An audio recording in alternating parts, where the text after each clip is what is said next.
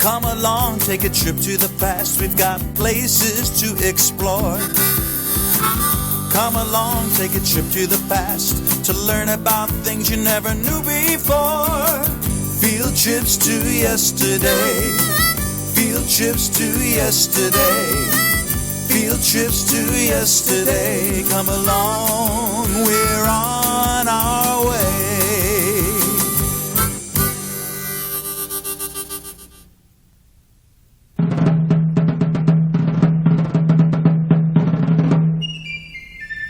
Welcome to Boston, the city that set the American colonies on the road to revolution and independence.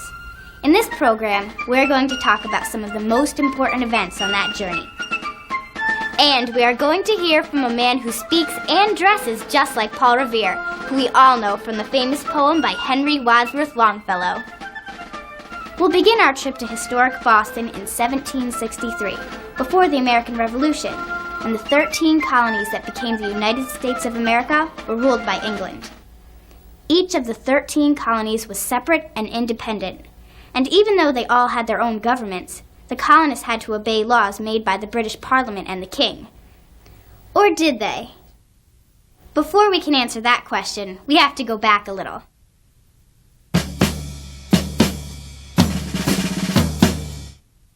From 1754 to 1763, the British fought a very costly war against the French in North America. It was called the French and Indian War. American colonials fought right alongside the British Army. In fact, a young Virginian named George Washington rose to the rank of colonel. When the war ended, the British were in debt. Many people in England resented having to support a war in America, and it looked like there might be another war, because the colonists kept moving west, and the British would have to protect them. So, to pay off some of the debt from the French and Indian War, and to stave off the possibility of new wars, the British did a few things. First, Parliament passed the Proclamation of 1763, which said there couldn't be any new settlements west of the Appalachian Mountains. This enraged many colonists who thought the king had no right to prevent them from going there. Next, Parliament passed the Quartering Act. This required the colonists to quarter, or house, British soldiers, even in their private homes, and at their own expense.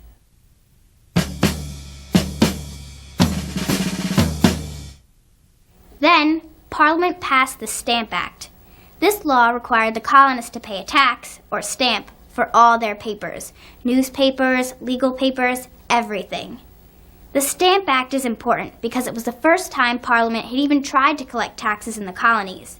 The colonists believed that Parliament didn't have that right because they weren't represented in Parliament. The colonists said they could only be taxed by their own local governments. The colonists began to protest. One of the leaders of the protest was Samuel Adams of Boston, who organized a secret society called the Sons of Liberty. The protests were so effective that Parliament repealed the Stamp Act, but they also passed a law saying that they had the right to rule the colonies and tax the colonists. And in 1767, they tried that again.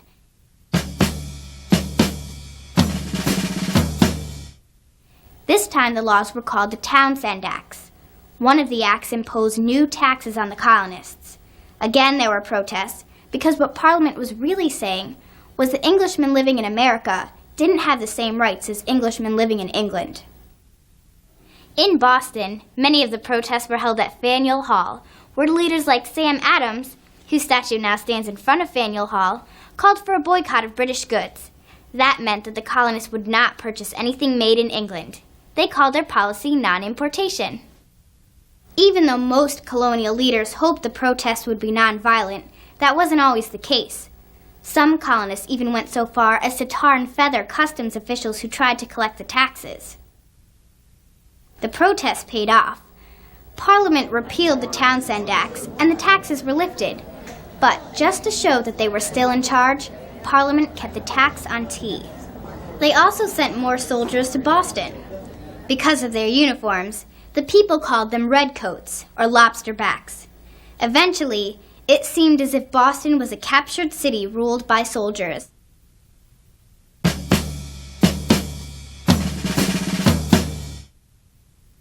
The resentment against the British grew and grew.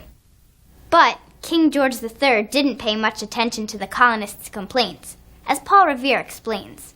We are sending letters and complaints to the king, but there aren't enough of us that are upset with the king to make a loud enough voice. His ministers are not giving him the information. So we need an incident, preferably one with bloodshed, that will draw the king's attention and make him ask what's going on in Boston. And to this end came the Boston Massacre. The incident that became known as the Boston Massacre began on the afternoon of March 5, 1770, when a fistfight broke out between a worker and a soldier. It developed into a small riot, and by the evening, bands of citizens were roaming the streets of Boston. A crowd gathered and began to taunt a sentry standing guard outside the building known today as the Old State House. The sentry called for troops to break up the protest. When the redcoats arrived, the crowd threw rocks, sticks, and snowballs. And then someone, no one knows who, fired into the crowd.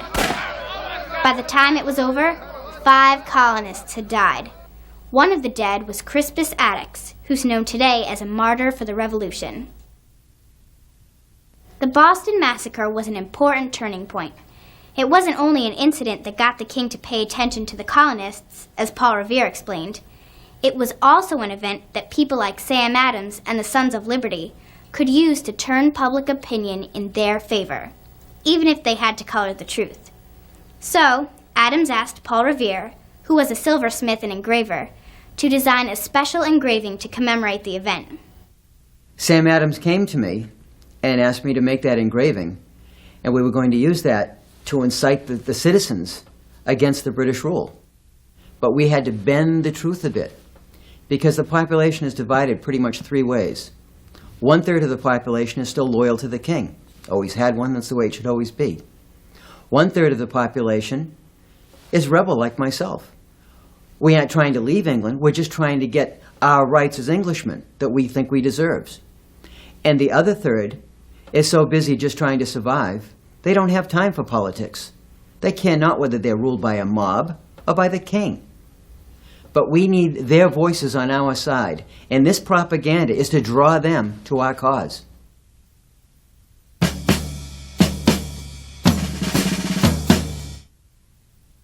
Boston wasn't the only place where there was trouble. In New York, for example, the colonial government was suspended because the people wouldn't obey the Quartering Act. But the colonial leaders had difficulty communicating with each other. Remember, this was a time without telephones, TV, radio, or the internet. So, in 1772, at a town meeting, Sam Adams called for the creation of a committee of correspondence to enable Boston to stay in touch with its neighbors. Eventually, a system of couriers was established, and writers like Paul Revere went from town to town and colony to colony spreading vital news and information.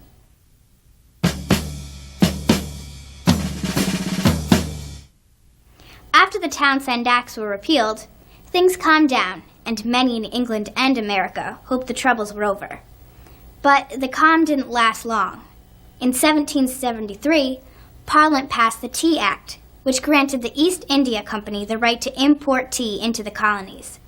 The company could sell tea at very low prices, just about putting colonial merchants out of business, and the colonists, who bought the tea, still had to pay a tax. The Tea Act affected all the colonies. Protests broke out everywhere. In New York and Philadelphia, boats carrying the tea were kept from entering the harbor. In Charleston, the tea was unloaded and put in damp cellars to rot. Boston came up with a different protest.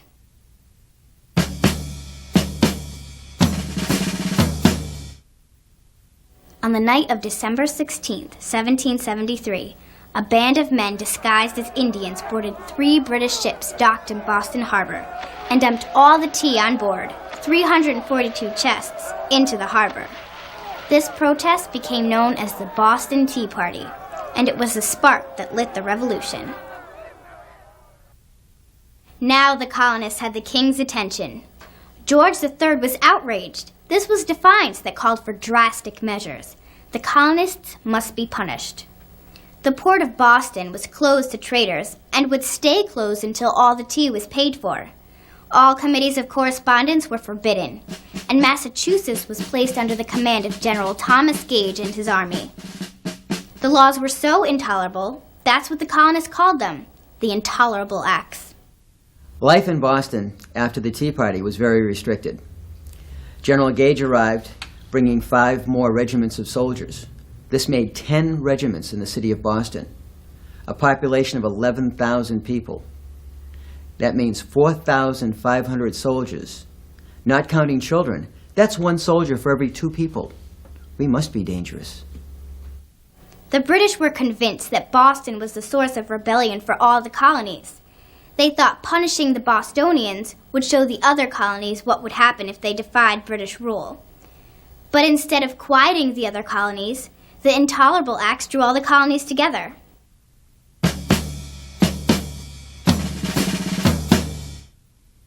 So, on September 5th, 1774, delegates from every colony, except Georgia, came to Philadelphia to discuss what they could do together to settle their problems with the British. The meeting was the First Continental Congress. One of the representatives from Massachusetts was Sam Adams. Many of the delegates from other colonies were astonished by Adams and his opinions. They thought he was far too radical. But the Congress gave colonial leaders the opportunity to talk to each other face to face for the first time. Before the First Continental Congress adjourned, the delegates wrote a petition to the king in which they demanded their rights and liberties as Englishmen. And they pledged to meet again the following May if the king didn't agree to their demands. By the spring of 1775, it was clear that the king had no intention of listening to the Americans, so the colonists made preparations to defend themselves.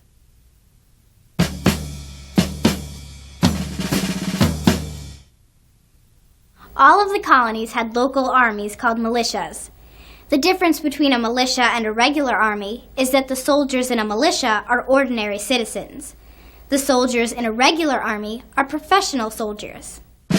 In Massachusetts, the best of the militia were organized into groups called minute companies. These Minutemen could be armed and ready to fight at a minute's notice. As tensions between the colonists and the British grew, the militia and the ammunition that was stored took on a new meaning, as Paul Revere explains. Each village and town in the colony has a powder house where extra guns and ammunition are stored for the use of the militia that we used during the French and Indian War to help protect the colony. But now General Gage realizes these same guns can be used against his soldiers.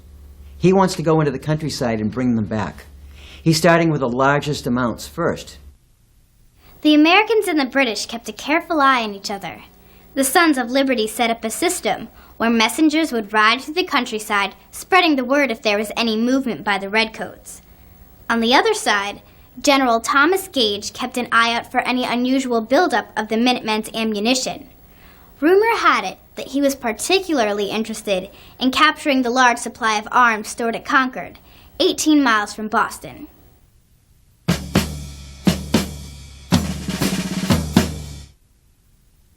But when would the Redcoats march? By watching carefully, the Americans figured out that the British were going to make their move to Concord on the night of April 18th. Now they needed to know which route the British would take. Now the question was, which way would they go? See, Boston is shaped like a big island, and there was one road going due south across Roxbury Neck. For the soldiers to march out of the city, they would have to leave their camp on the Common, march south across the neck, go west far enough to clear the harbor, and then come north to Cambridge. At Cambridge, they could take the Boston Road, march straight through Lexington on their way to Concord. The only other way is by boat. Now, is there an ocean in Lexington and Concord? Can you sail a ship there? No. By boat means they will be ferried for them camp on the Common, across the Charles River, almost a mile wide at this point, landed in Cambridge, and then again get the Boston Road, march straight west to Concord. The difference? Almost 10 miles of march and 6 hours of time. If you were going to lead a raid in the cover of night, which way would you go? We woke up on the morning of the 18th. We had our answer. Behind all the warships anchored about the harbor, they are now towing their long rowboats. These are normally kept in cradles up on the deck. But being wood, the wood shrinks and the seams open up. So to make these boats ready for their heavy night's work, they've been put in the water early so they can swell up tight. Now we know which way they are going.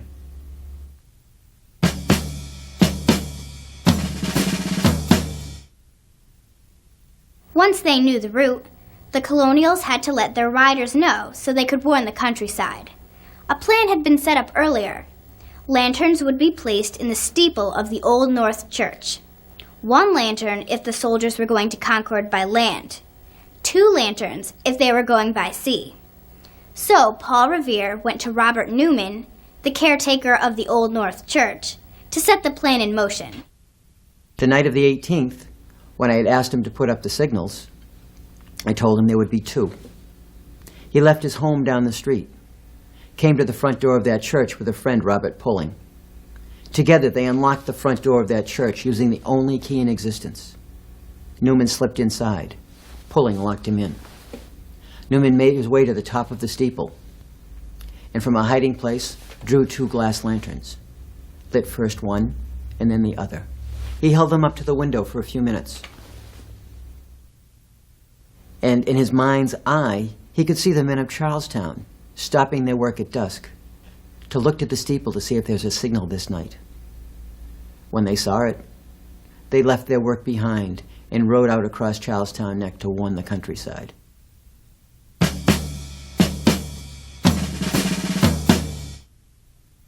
With the signal given, messengers rode out into the night to warn their countrymen. But Paul Revere was given a special task. About mid-morning, I am summoned by Dr. Warren. He is the head of the Sons of Liberty. He has called for William Dawes and myself. He told us he has a special job for us. He needs us to go to Lexington to warn John Hancock and Sam Adams. They are our newly elected representatives to Continental Congress. And with them is a chest of papers, documents written by men like myself and Warren and signed. In an English court of law, they can be considered treason and hang us all. Our job this night is only to go to Lexington to get Hancock, Adams, and these papers out of harm's way. I arrived in Lexington an hour later. We covered 16 miles in an hour's time. When I rode up to the Clark House, hollering as I arrived, Sergeant Monroe of the Lexington Militia was standing guard out front.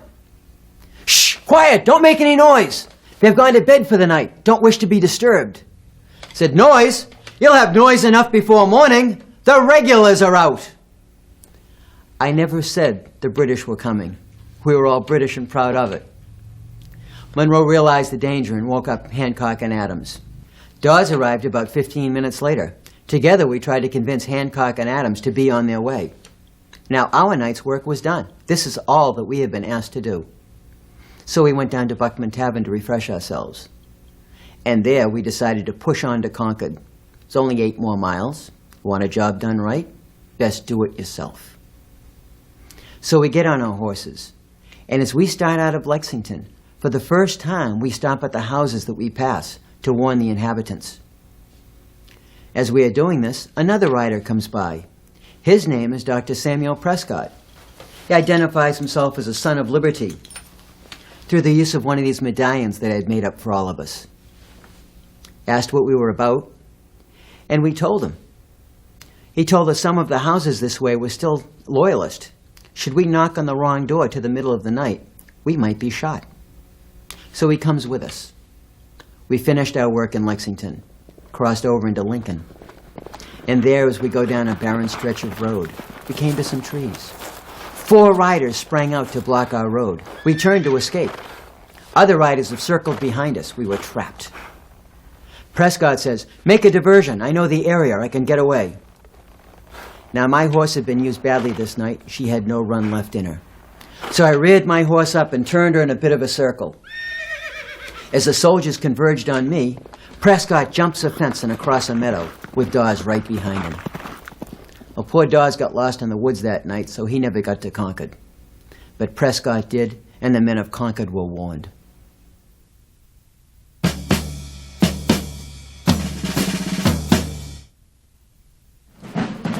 In the early morning of April 19th, 1775, the Redcoats reached Lexington. There, they found 70 Minutemen armed and ready for battle. The Redcoats told the colonists to put down their arms. They would not. Then a shot was fired. No one knows who it was who fired the first shot, but it became known as the shot heard round the world. Before the skirmish ended, 8 colonists and 1 British soldier died at Lexington. The Redcoats continued towards Concord. When they reached the Old North Bridge, they were met by more Minutemen. This time, the British were forced to retreat. All along the road back to Lexington, the Redcoats were attacked by Minutemen. More than 4,000 Minutemen had answered the call. It was just the beginning, but the Americans had won the day.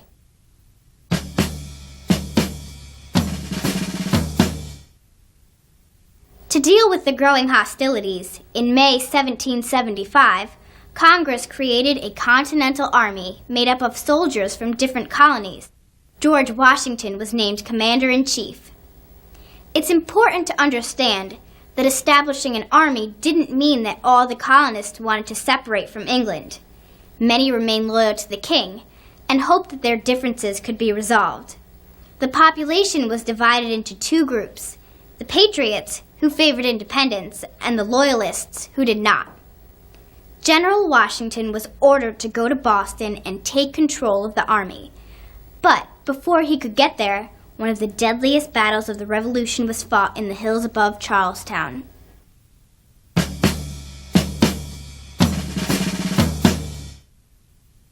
For the British to control Boston, they had to control 2 hills, Breed's Hill and Bunker Hill. On the evening of June 16, 1775, the Americans set up their defenses. The next day, the British attacked.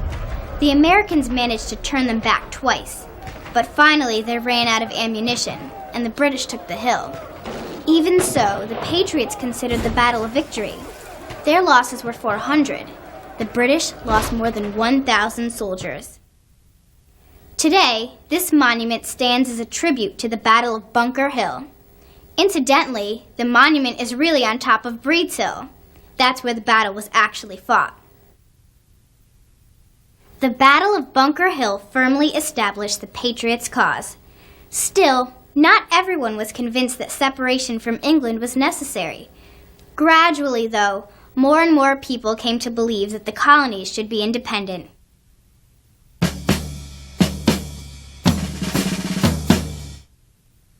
In June 1776, the Second Continental Congress meeting in Philadelphia formed a committee to write a Declaration of Independence. Written by Thomas Jefferson, it spelled out the wrongs the king had done and explained why the colonists wanted a country of their own. After some debate, on July 4th, 1776, the Declaration of Independence was signed and approved. One of the signers was Sam Adams. Today, Sam Adams and Paul Revere lie in graves in Granary Burial Ground in Boston. They are surrounded by many fellow patriots, including John Hancock, who signed the Declaration of Independence, and Crispus Attucks, who died in the Boston Massacre. Boston's special contribution to the cause of independence is still celebrated today, on Patriots' Day, April 19th, the anniversary of the Battle of Lexington, where the first shot for freedom rang out. The shot heard round the world.